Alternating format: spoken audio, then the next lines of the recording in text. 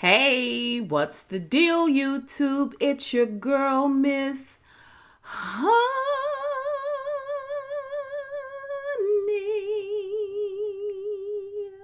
Welcome back to the channel, you guys. It is your girl, Miss Honey, here with a few of my thoughts on the Harry and Meghan interview with Oprah. It has been all of the scuttlebutt and probably will remain so until the end of this week. First and next week, we won't be talking about it like this, right? Plus there's gonna be like an after show type situation where there's gonna be some unseen footage. People will be kind of maybe, chewing on that a little bit, but the attention span of Americans, humans as a whole, in the Western world, first of next week we'll be done on it, right? And maybe over in London they'll still be conversing about it, but who cares, right? I thought it was a good interview. I thought it was a really, really good interview. I have actually spent the entire day dodging conversation as it pertains to reviews and recaps and that type of thing, lives in regards to it. I had to kind of bow out of B Soul's Beautiful Soul Speaks. I think it's Tabitha now. But you can put in Beautiful Soul Speak. You'll still be able to pull her up. It all ties in together. She's done a lovely job weaving that together. She did a live and she was so gracious when I told her I had to kind of bow out because I was going to do a video, and I appreciate that. And just I've been seeing little snippets all day, like little 3-4 minute pieces of the interview. And so I've been dodging any conversation about it until I could see the full interview, right? And I finally was able to get my hands on the full interview this evening. And I'd already had some thoughts in my head about the little snippets that I had seen. But I wanted to be very concise about it because prior to the interview, I would say early Sunday, or it probably was Saturday, where the interview was aired on Sunday. And I saw where these two, I don't know if you call them British, but anyway, these two guys, they had the accent and everything, did this experiment where they got all of these like royal commentators, people who are, make their bread and butter from commenting on the royal family. And I think they're called something very specific, like we call our people political analysts. I don't know if they're called royal commentators or royal analysts or, royal spokespeople. I'm not sure, but all of these people were contacted. It was 2 males and 2 females. Both, all 4 of them were from Britain. I guess I don't know about all that, but they had the accent. And they made it clear that they had not. You guys can see the video. It's very, very short. Beautiful Soul, I think, uploaded it on her channel, so you can go and check that out. I don't do a lot of uploading of other people's videos just because I want to be real careful with how my channel is handled by YouTube, and they moving real funny. Anyway, so when they set it up with these royal commentators, they were very clear about the fact that they were going to have to do this interview prior to having seen the actual interview. And so these commentators all agreed on their fee. They were paid and they knew what the circumstances were. It didn't matter anyway. They all readily agreed because they all had this negative commentary about Meghan Markle, not about Harry, from what we saw in this little clip. Maybe there was more, but specifically about Meghan Markle. It was just locked and loaded, ready to go. She's acting. She's definitely like, you haven't even seen it. You haven't even seen it. And for each one of them to speak so definitively on what they saw when they had not actually seen it is to me the height of dishonesty and only in this world, media driven world, is this acceptable behavior and not a terminable offense. Like, it's crazy to me. I've seen some tweets out there. If you go out there, you will see that Meghan and Harry are both trending. And there's a lot of commentators out there that have conversation about the treatment that Meghan has gotten. I've seen some very fierce, diverse commentators speak very authoritatively and definitively about what this really is, calling it out for what it really is, and those people who support it. And I say hoorah. So I said all that to say that it was important to me, in order to come to you guys with commentary that I can be proud of and I can stand by. It was important for me to watch the entire program in its entirety and not come on here with regurgitated rhetoric or an opinion that is, baseless and not founded in any type of actual facts. That's important to me, and I know that it is important to you guys as well. So I'm kind of gonna sip around a little bit. I'm gonna make a conscious effort to not go into too much detail. I don't think it's necessary. I think that you get the gist of what's happening here. If you're a person of color, you don't really need things to be unpacked for you in that manner, because a lot of these things you've lived, you've worked under, your parents have lived or worked under, or siblings, or so on and so forth. We see it day in and day out. In the words of Prince Harry, it's blatant. It's a shock to him, but it's what we've been saying as Black and brown people for many, many years, is that, like, you don't see it, like, right, it's right there, but we're in this place now where, since 2016 for us here in the Western world, it is blatant. It is open. It's openly discussed, and it's right in your face, and it's matter of fact, and condescending and blatant. Yeah. People feel comfortable now saying it and doing it. And I do think that the exposition of that, exposing that, has been definitely a mission of Meghan's. I think she unpacked it very, very well, but I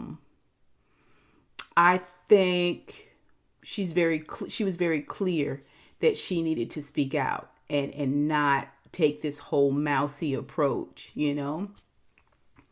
So let's just talk about a couple of facts you may or may not have known.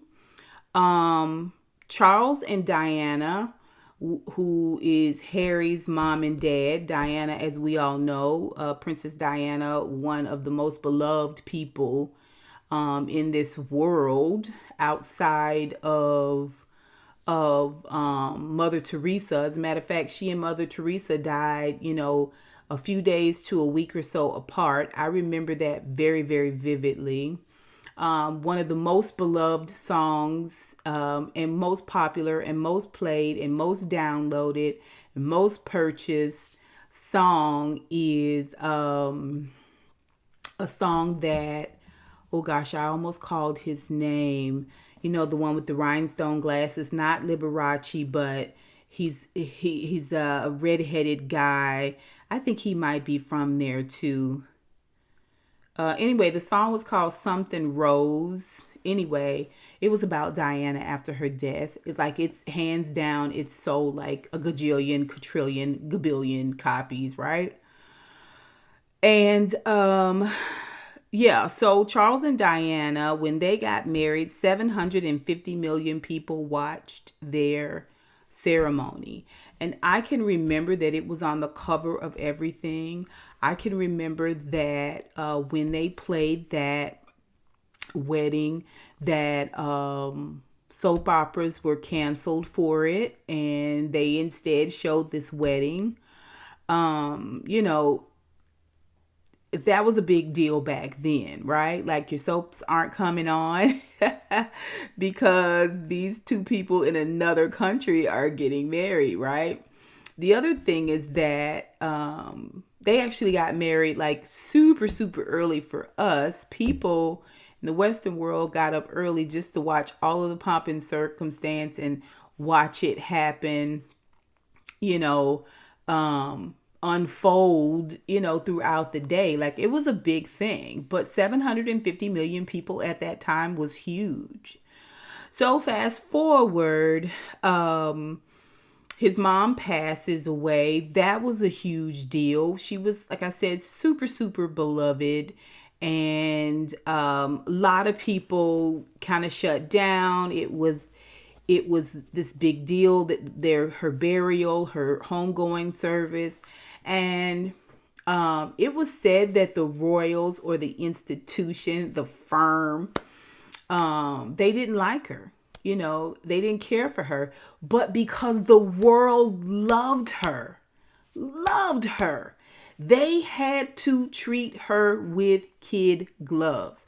They had to treat her funeral and her memory with kid gloves, because there was nothing that they were going to be able to do to sully. It was a weird thing, because it was sad that she died. She was super beloved. She's very charitable, but she's kind of doing her own thing too, and it teed them off, at the same time, they couldn't be caught, talking about how glad they were that she was gone and treating it kind of cavalier. And so with that, and what we're going to talk about today, I feel like that's one of Diana's, that's her having the last laugh. Yeah, she's gone, but at the same time, they had to honor her. They had to honor her like no other, because the world was watching it. So that was a little bit of sidebar. So 750 million people watched Charles and Diana's wedding. A combined total, Western and European, of 60 million people watched, what's the brother name? William and his wife Kate's wedding. And then Meghan and Harry's wedding was viewed by 2 billion, with a B as in Bob. Okay. 2 billion people watched their wedding. Just meditate. Oh, okay. You ain't gonna tell me, huh? You ain't gonna tell me that the Lord is not afoot here, huh? Oh, okay. All right. I digress. So I wanted to bring those facts out there. Also, we learned in this interview that um, the institution behind the royal family that is the engine for the royal family is over 1,200 years old. We learned that Meghan and Harry didn't quit their family, the royal family. They quit a job because the institution has HR, healthcare. Like, it's just like a corporate job in that sense, right? Except the CEO of the company is his grandma, right? His granny. Okay. Oh boy, it's crazy, right? Like a 1,200-year-old institution. And so in this interview, you hear them reference the institution. And throughout this interview, you can see that it is very clear from Meghan, who spoke to Oprah first and alone. And then Harry joined in the last 20, 30 minutes or so of the interview. He was very clear about it too. They wanted to make sure they separated the institution or the firm from the family. Right? Okay. So, I that is something that just kept coming up for me, and I thought, okay, and we're gonna tie it all in. So, Oprah starts with this montage, and she talks about how Meghan had become in marrying Prince Harry, or Prince Harry marrying her, the nation's villain, and how she was vilified, the things that were said about her in the tabloids, the British tabloids, and I'm sure here too, but I don't, read any of it. So I know when I first got going good with my channel and they were just initially starting to date, I did a little piece on it. At the time, he was a wild boy. He was everything we saw about him. He was in clubs and hanging out. He was with different girls here and there, always with that shirt off and, rough housing. He seems like a good time guy, right? And then I knew her from Suits. I never thought it would go anywhere. I honestly thought he was kind of fetishizing the whole situation. I thought it was comical that people were even having a lot of scuttlebutt about it, because he's not gonna marry this black girl. He's not gonna marry this black girl. That's really the gist of my whole video. Like, she was no, fly by night type individual. She came with her own list of credentials and things that she had built for herself. But at the same time, it was really more about where I thought he was at the time. So I've talked about the situation. Meghan and Oprah sit down and they talk about how she's doing, the fact that she's pregnant. It's this real ingratiating moment, and she's got on a black dress and everything. They go by their house. Where they're interviewing is not Oprah's house nor their house. It is the house of a friend who had a really great setup, all outside, all outdoorsy. It was very nice. And so they made that clear that they were not actually filming at their home. I think a lot of what they were doing for safety reasons, not just because of COVID, but because basically the institution has rolled back every piece of, security, amenity, perk, given to the royal family has been rolled back off of Meghan and Harry, right? All right. And immediately she starts to, Oprah starts to ask questions, and dispel the lies. She talks about this lie that she made Kate cry. Kate Middleton is Prince William, the oldest boy of Charles and Diana, his wife. And it was actually the opposite. She was very clear about that in fact Kate had made her cry and had apologized for it and had given her a lovely note and a gift apologizing, being very ingratiating. And Meghan is very clear about that. She's very clear about not getting into the details of it because she felt like Kate had apologized and that was enough. But her issue was with the institution in that they work in tandem with the media, and they were allowing this lie to go forth and weren't correcting it. They weren't correcting it. They were allowing this lie that Meghan had made Kate cry to go forth, to be the truth, right? Instead of clearing it up. Now, mind you, I said they work in tandem with the media, right? Tabloids. So she talked about that. Like I said, she was very truthful. She was very humble. She was very gracious. She was very considerate. Then they talked about how the differences between the two when Kate is shown pregnant and cradling her belly, how the media talked about it in this really lovingly and kind and this, nurturing type of way.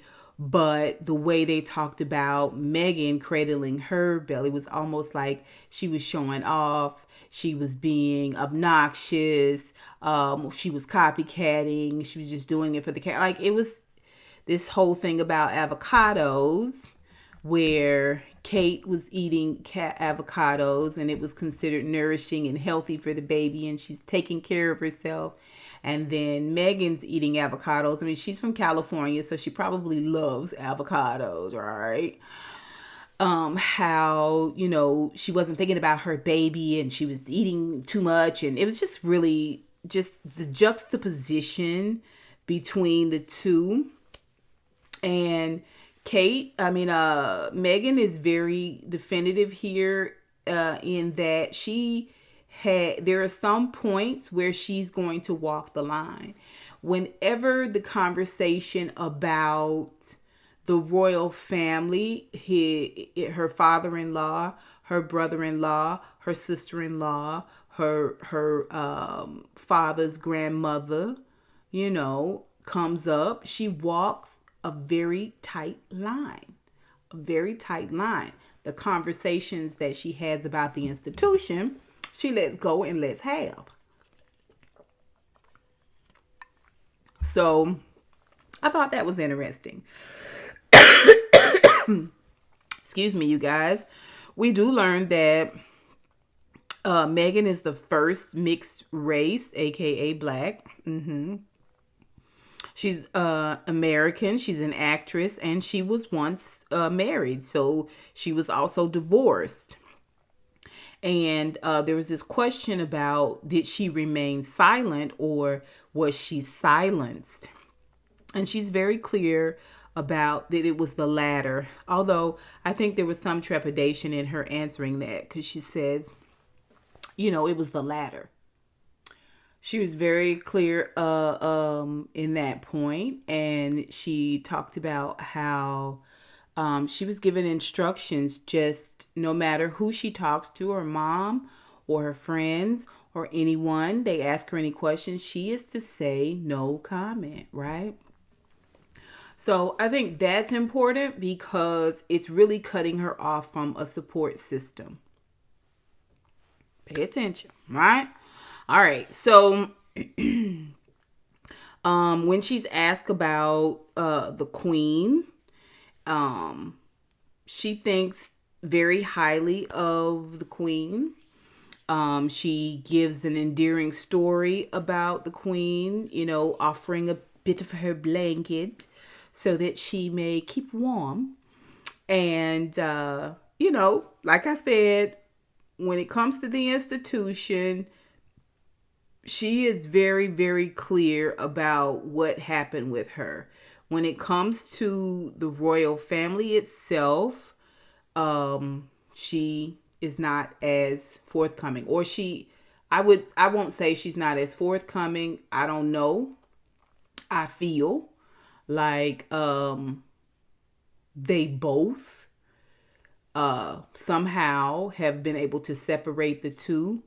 I don't think that Meghan completely buys into that, but I think she's doing what she has to do for her husband. Listen, not to keep her husband, but I think she's doing this for her husband. We're going to talk about it. So,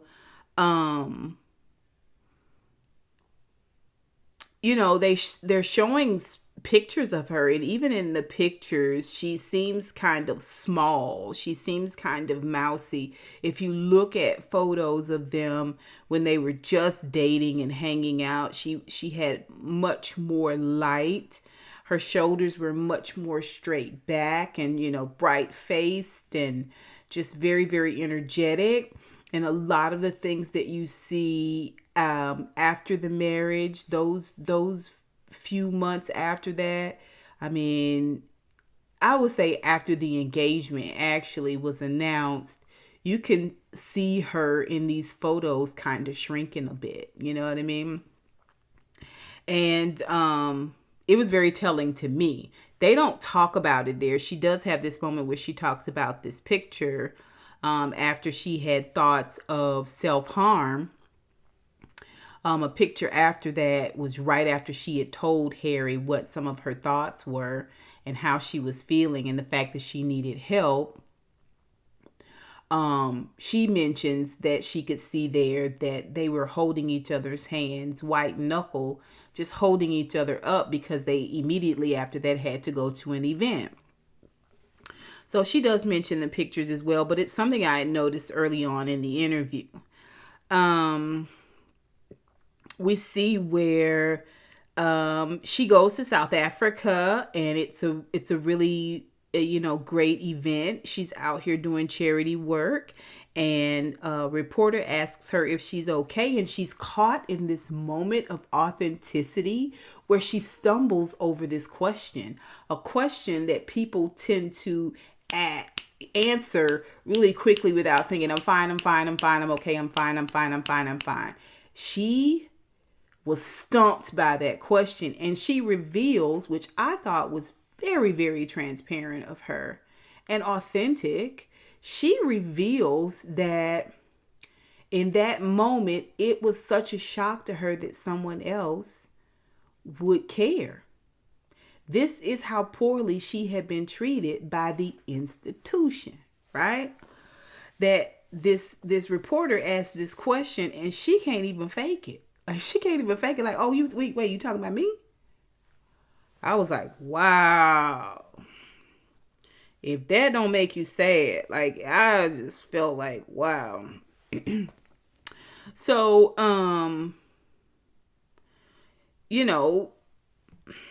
we see where they are told before they decide, they're going to quit their job, okay? And they're told that their son, Archie, won't have any protection. No title and no protection. And Meghan admits that she didn't care about the title part, but just protection. Like there's some egregious stuff out here in the tabloids, some seriously racist stuff, death threats, all of this, and they were like, oh, it's nothing we can do. And,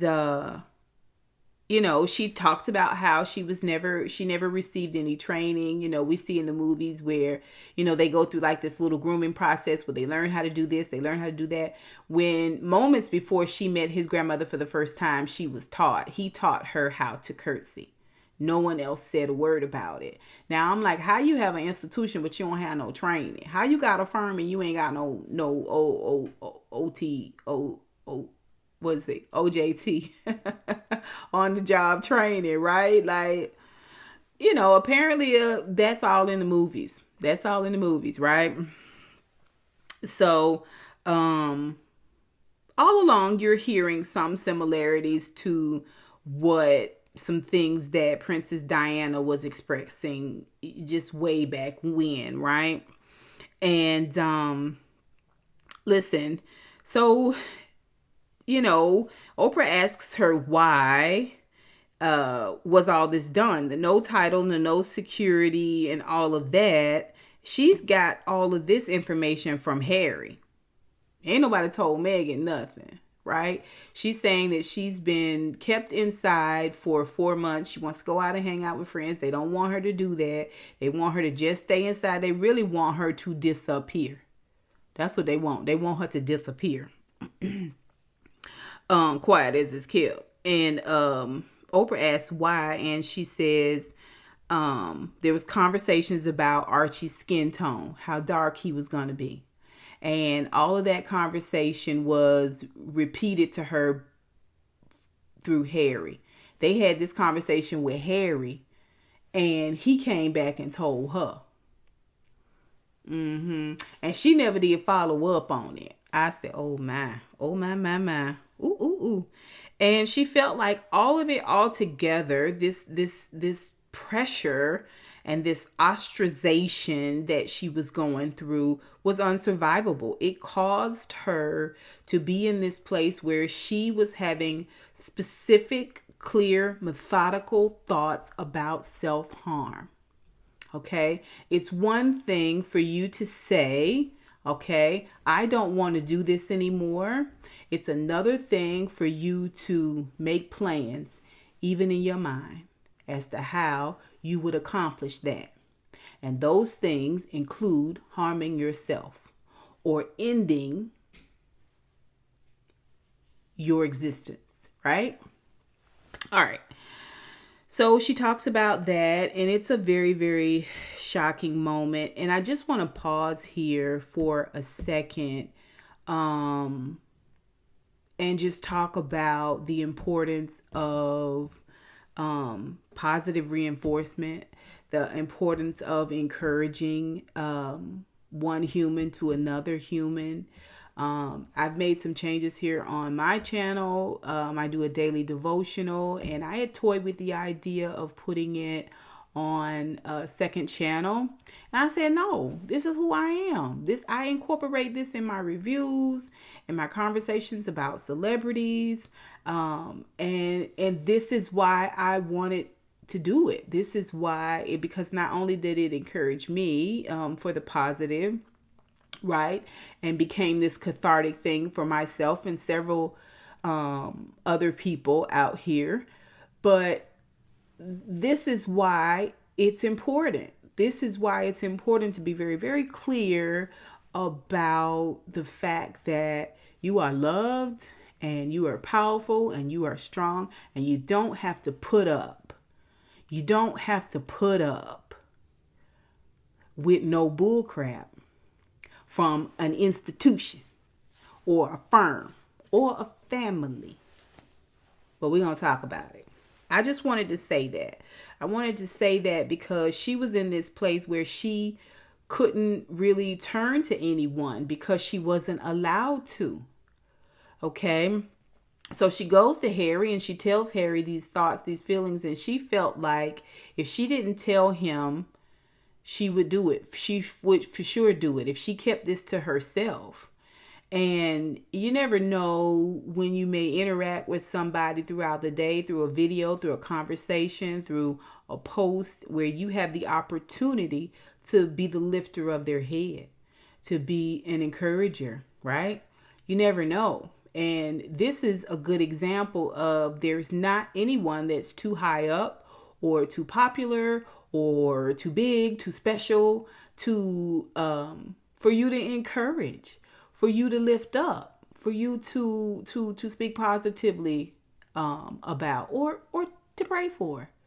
You know what I'm saying? That doesn't even require me to interact with you like that. I could do that right here, right? And do it sincerely, right? So, sidebar. Anyway, so she goes to tell him, and then separately on her own, she goes to the institution to say, this is how I'm feeling. This is what's going on with me. I need help. And they say, sorry, can't help you. So then she goes to HR, which is human resources for the institution, the firm, right? And they say, oh yeah, we can see that you're in trouble. We can see that you're struggling. We can see that you're in danger of self-harm, but unfortunately, you're not an employee anymore. Run along. So to me, this being true, this being actually what happened, it's like saying, go do it. You're on your own, figure it out. Essentially, I felt like that's what they wanted her to do. I think that's what they wanted Diana to do. I believe that. I believe that. They want you to go away and they want it to be by your own hand. I believe that. I'm just saying. So, like I said, she was very clear about having these thoughts, and how she got help was one of Diana's oldest and dearest friends was a confidant of hers, or is a confidant of hers, and encouraged her and talked her into getting some help outside of them. Okay. And was a cathartic friend, right? Later on, we learned from Harry that Harry didn't go and ask for help because he had a measure of shame about the fact that this is what she was going through. And honestly, I don't blame him. I'm not saying it was right. I'm just saying I can imagine. This is a 1,200-year-old institution / firm, but essentially it's his family. He'd already had heard all of this disparaging stuff, and now he's got to go say, she's broken to the point where I don't know if we don't get help that we're going to be able to get it fixed. He felt shame about that. I think that's a human emotion. I do. I really feel like that's a human emotion. Even when it comes to survivors of self-harm, people who have attempted and thank God have failed at it, there's a shame with the families admitting that this is what happened. It's kind of like we want to move past it, right? And so I think that's a valid, emotion. So, yeah. Like I said, there was questions about Archie, their son, being too brown. And the whole time Oprah is shaking her head like, I was like, Oprah, if you don't look like Big Mama, beautiful. But when she was like, I was like, girl. And, Oprah said, did you feel like it had something to do with racism? And Meghan very cleverly says, I feel like that's a pretty safe assumption. I was like, okay, Meghan, you came to play chess, huh? Not checkers. Okay. And so, Oprah makes this comment about the thoughts that she was having and these feelings, and Meghan stops and she clears that up. She speaks very definitive about it. But also she talks about this moment where she said, I'm a very clarifying person, which means here's a person that is very clear about how they're feeling, is able to articulate their feelings. And she says, and I bring solutions. Okay. All right. So here she's also sort of, giving herself a badge of honor, saying, speaking of her own worth, speaking of her own power. I love that. I loved it. Oprah asked her about backlash and reaction, and she says, she's not going to live in fear, but she thinks that there is this expectation of them being silenced. But for her and Harry, they've decided to roll with the truth. They have started a charity here in the States called Archwell. And, they're doing a lot with Netflix and other streaming services, which it's very clear about the fact that he didn't leave there to do all this stuff and to come to America and to be a movie star or whatever. These are opportunities that were born out of the fact that he was literally being ostracized by the institution, the firm. Once he learned how they were moving, he proactively moved his family. First, they went to Canada, and this is when he learned that his security would be pulled all together. And Meghan interrupts and says that she personally wrote letters to the family to say, please don't remove my husband's security. That's fine. My son isn't a priority. I'm not a priority. But please don't remove my husband's security, because at this time he was still militarized. He was still, a member of their royal military and still, considered a royal. And they were told no. And so that was when the decision was to move to California.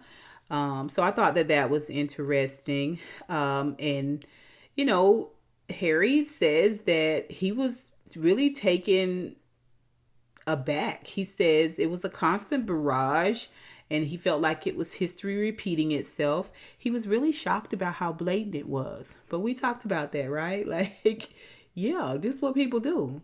It's what people do when your skin isn't lily white, when it's not alabaster, right? Okay. He clears up the fact that he didn't blindside the queen. He sat the queen down and his father down and told them what their intentions were.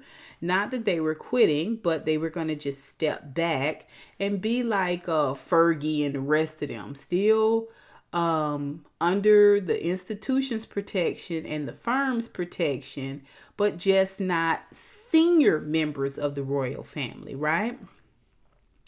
And the royals and the British media were taken aback by the whole situation.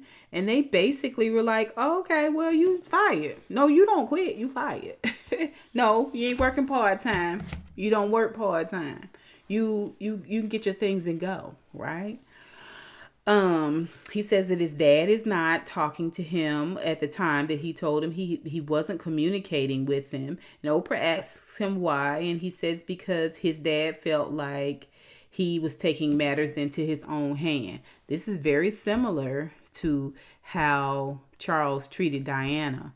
When she made a decision, she wasn't going to put up with all that cheating, and all that running around he was doing, and the fact that she was being ostracized by his family and the media, right?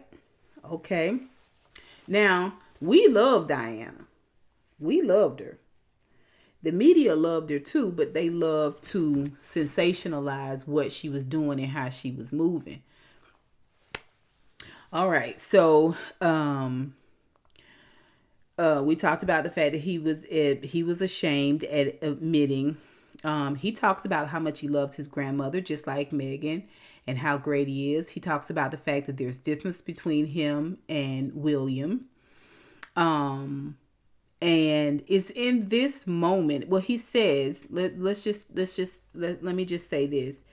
He says that the race piece is what it really ignited him. He saw it as an opportunity. I think what he was saying was he was in this place where he was kind of shocked and wasn't sure, like, what. Like I said, he had been a party guy.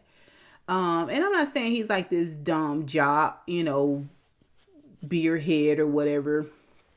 I just think there are people that live in oblivion because they don't have to face it. But he fell in love with a woman who is half black. And I don't think he was prepared for everything that was going to come with that. Or maybe he was naive and thought because he was a royal and because he's, Caucasian, it would be accepted. Like, she'll be accepted because I'm accepted, right? But I think he underestimated just how deep supremacy, racism, and oppression goes, especially as it pertains to black and brown skin, right? Okay, he said there's 72 members of parliament that stood with Meghan and spoke out about institutional racism. And he said his family, the royals, never said a word, have never spoken out. Okay, and it's in this moment I realized that Harry is ashamed of his family. He's ashamed of the full truth of who his family is.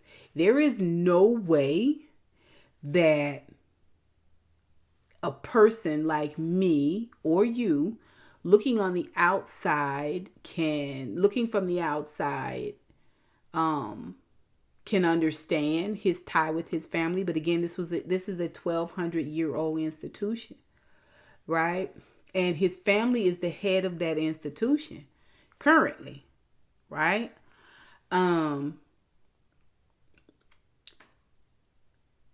He's ashamed of just how racist his family is. And I don't think he's come to grips with it fully.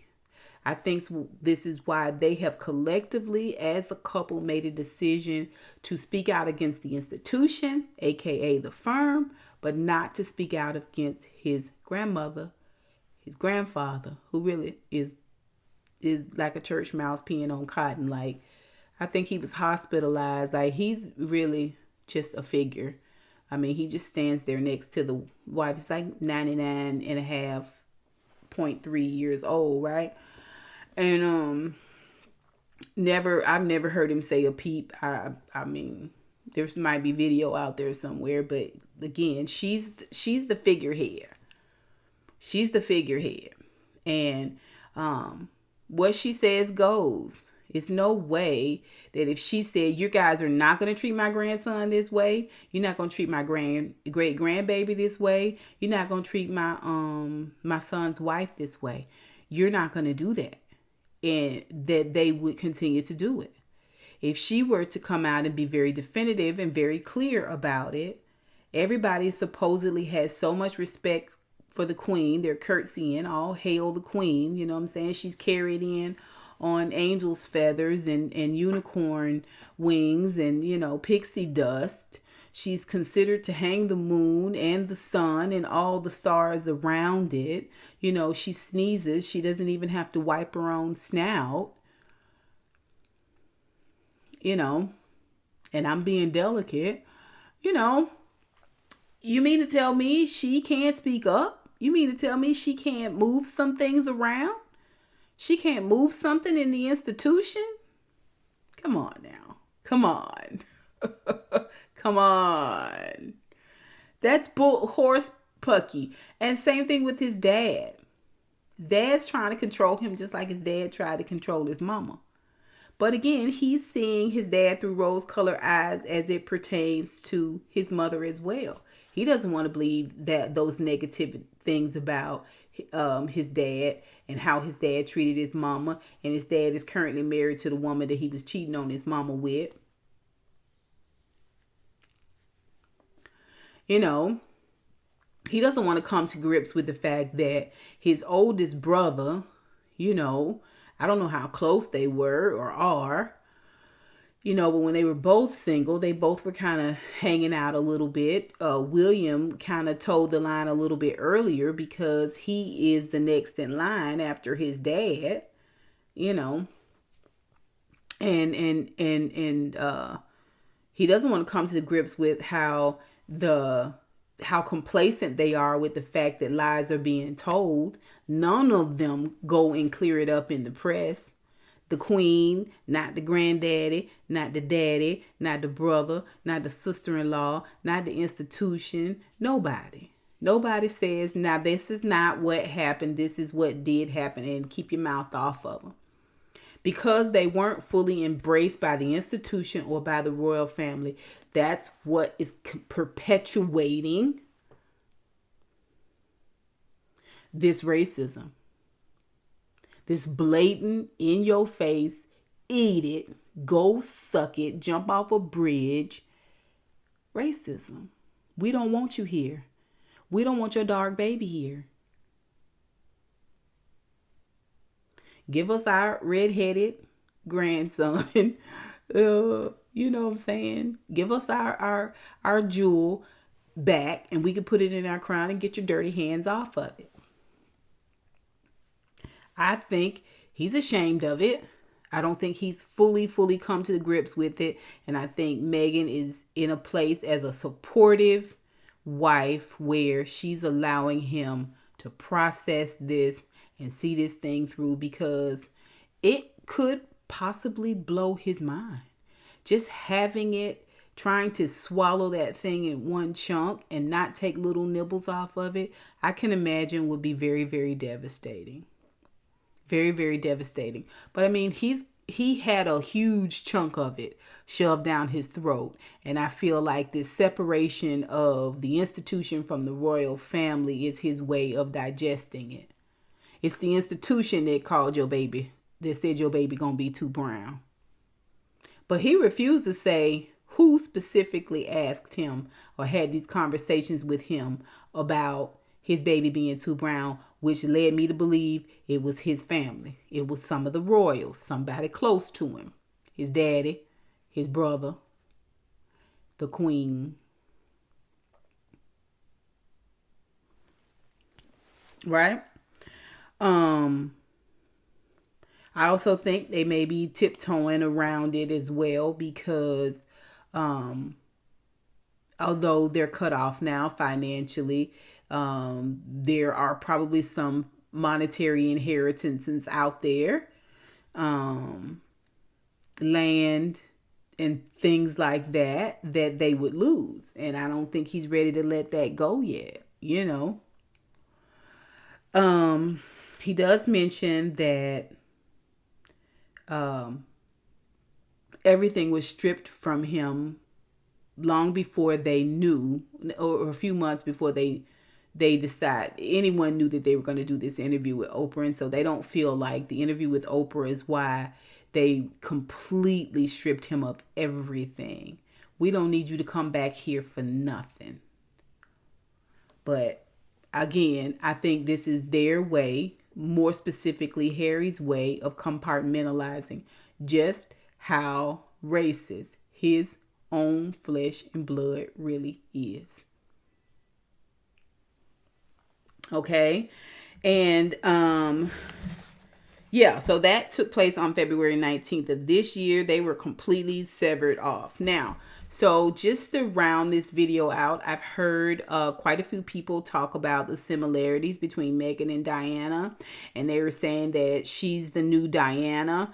And I have to disagree with that point, because Diana suffered in a lot of ways because she was considered a commoner. But I don't think that is synonymous with what, what she went through, the oppression that she went through is synonymous with the oppression that Meghan is going through. I think it's a whole nother ball of wax. I think it's more vicious on a whole nother level, right? But let's walk through it. Similarities, we know that, and you guys, if you want to add to this down in the comment, please do. We'll talk about it down there. Diana was charitable, simplistic, and humble. We see all of this from Meghan, sweetly presented, elegant. She was very responsible in terms of, her community and including herself in the community, and just being very compassionate, that type of thing. And it is similar, the fact that they both were bullied. It's just the type of bullying, I think, is apples and oranges. And I think they were both kind of being railroaded. I think Diana broke out in her own way, and decided she was going to live in her truth. And she did it in a very passive aggressive way. Whereas Meghan did it differently. And that brings me to the differences between Diana and Meghan. Um, why they were chosen. Diana and Meghan were chosen for completely different reasons. I don't think that Charles ever really loved Diana. I think Diana was a good choice. I think Diana was a safe choice. I think Diana was going to be the more naive choice. In other words, he could mold and shape Diana, I feel. He could she was very quiet by nature and mousy, and so she wasn't going to be this vocal, out loud, super huge personality. But ironically, it was her kindness and compassion and shyness that made us all really love her so much, right? So I think Harry really loves Meghan. I honestly believe he loves Meghan. If you go back and look at tons of pictures with Harry, with Diana and Charles, you see very few pictures of them holding hands or hugging. Everything is kind of staged and posed. It's kind of like Trump and Melania. She's always a couple of feet ahead. He's always a couple of feet behind. And you can just see that they were not this super loving couple. And I think why they were unaccepted was completely different reasons. I think that even though I feel like Meghan could easily pass for white if that's what she wanted to do, she wouldn't get away with it, especially marrying a royal, but she could. I don't think a lot of people questioned her race when she was on Suits and acting jobs and stuff. I don't think it was ever hidden, but it wasn't ever a topic of conversation. Watching her in the show, I never thought of her as partially black. To me, she looked Caucasian. So I think the fact that, her mom is dark and African was like a slap in the face. It was like a slap in the face. Again, I don't think Harry cared. I don't think that he thought that his family would care that much. I believe that. And how they were supported was different. Charles kind of left Diana out there on her own. Do what you're told, do as you're told, toe the line, or I'll cut you off. Or this is what it is. Deal with it, right? Whereas Harry is very supportive and he's very protective. He went immediately into this mode where I need to protect my family, my baby, and my wife, and I need to do it ASAP because everything I thought I was going to be able to use as a measure of protection and support for my family is gone away. I've got to figure this thing out. And how he defends her is different. You rarely ever see anything where Charles is talking in defense of Diana. He had a very staged statement that he gave when she died. And that's what it was. Okay? And I feel like Meghan is very clarifying, whereas Diana was passive aggressive. She acted out in her own way, little things she would do, like how she would wear a dress and she would take detours and she would purposely go to poorer parts of London and help. She would be in Africa cradling little black babies starving and crying and weeping over their little broken bodies, and it pissed them off. They wanted her to do things in a very specific fashion, and she was like, no, I'm gonna love on humans, period. Black, white, Hispanic, don't matter. I'm gonna get down here in this gutter, and it's not gonna always be this photo op. But again, she did it in a very passive aggressive way. And lastly, I I want to say this. Meghan, when she first comes out, what stands out to me about her is that, one, she looks beautiful. Oprah immediately gives the COVID disclaimer, so they air hug. But again, she's beautiful. She's stunning. She's graceful. She's elegant. She's effortless. She is present. She's gracious. She's dainty. She's got these short little, you know, muted white. It almost looks like a pale, dusky yellow on her. I mean, it's super, super, super pale. Nail color, short nails, you know, very, very active length. These look like she painted her nails. She's got her hair pulled back in a bun and these two little tendrils, which she wears it like that a lot. You know, it's this mousy, understated look. But then she's got this part in her head that's a little bit crooked. I said, oh, sis did her own hair. Sis did her own hair. Okay. She's got this really innocent way about her. She's got this beautiful necklace on that kind of looks like a tulip, an upside down tulip. I was like, that necklace is going to be duplicated, replicated, and on AliExpress in 5, 4, 3, 2 now, right? This dress, I'm sure it's going to get sold out wherever she bought it, you know, that type of thing. And the shoes and all of that. She's got a beautiful ring on. It's understated as well. She's very simplistic looking. She looks down to earth, like I said, with that crooked part. She's understated. And all I can think about is this is what really pisses them off when she came out. And it's kind of confirmed because Oprah talks about what the turning point was. And he mentions a specific charity event that they went to, which was one of the same events. This was a part of their job at the time. This was, you know, a job. Again, they didn't prep her, no kind of prep whatsoever. Everything she learned about what she was supposed to do and how she was supposed to do it, she learned from Harry, right? And for the most part.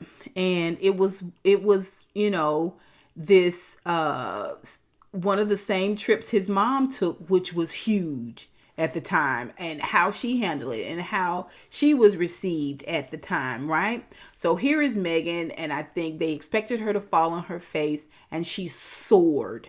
She soared at this event. She was so loved and so gracious and graceful and elegant and kind and compassionate. And I believe it's because it came from deep down inside is who she is. Because you can fake it. You can definitely fake it. There are people out there that are great at faking it. But what people respond to is an authenticity. What the people respond to as a whole is an authenticity. I'm not talking about a portion.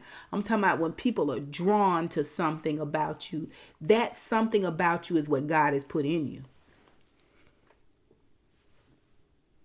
Okay. Y'all paying attention? All right. We about to roll this thing out.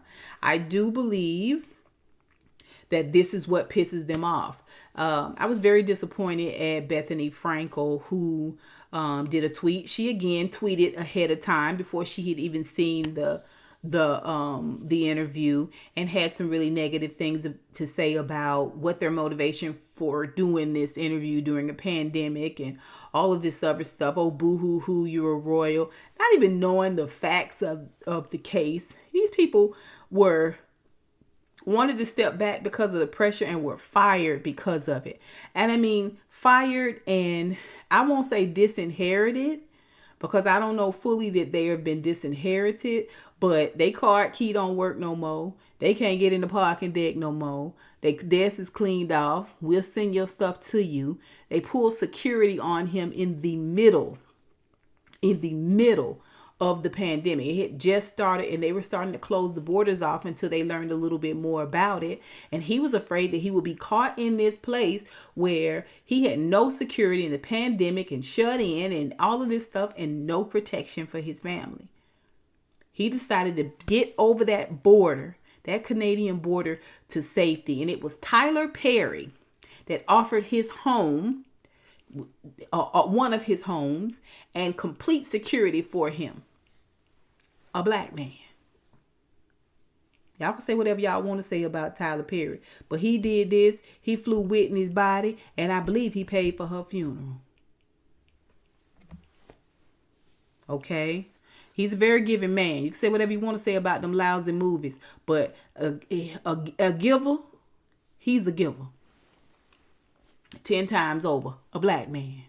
A black man did that. I think all of these things are swirling in Harry's head. I think he has yet to reconcile it with himself. I can see that he's working on it.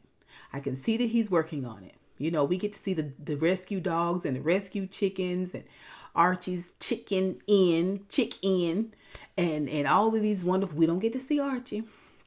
Wonderful, cute little moments and stuff. We don't get to see him up close, you know, and they go out on the beach and have fun, and they don't have all this royal expectation. They can do whatever they want to do, and he's making it seem like he's getting used to it. And the fact that his wife and his child is happy, he's fine. I'm praying for Harry. I'm praying that he can reconcile this thing and come out on the other side stronger.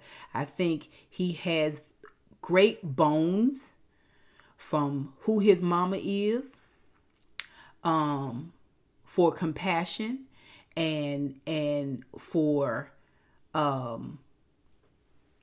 standing in his truth and standing in power and taking his power back. I just think it's going to take some time for him to build up to it and to accept it fully.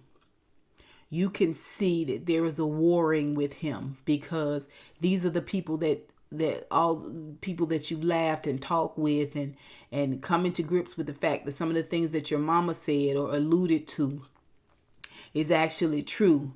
You know, that your daddy ain't ish. You know what I'm saying? And if you look real close, your grandmama.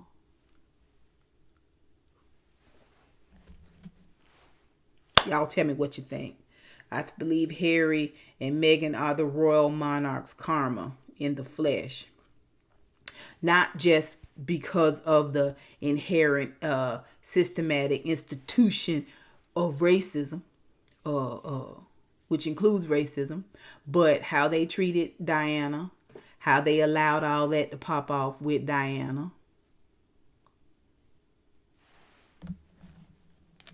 Yeah.